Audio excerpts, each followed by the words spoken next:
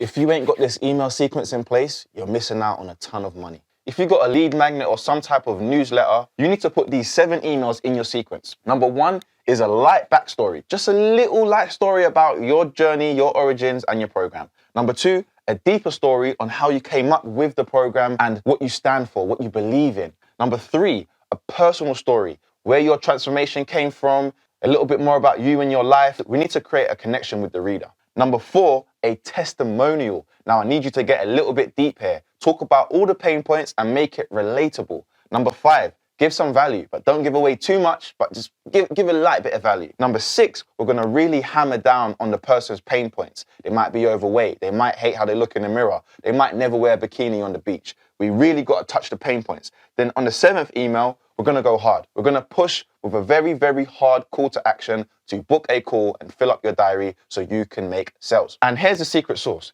In each email, make sure you put in a little call to action or send them to a longer form of value. Could be a YouTube or podcast. If you do something like this, I promise you, every time someone downloads your lead magnet, they're more likely to stick around in the long term. If you want my exact email sequence that I use for nearly all of my fitness lead magnets, let me know. I've got them all in a folder and I will send them over to you for free. Don't worry about it. Let's go.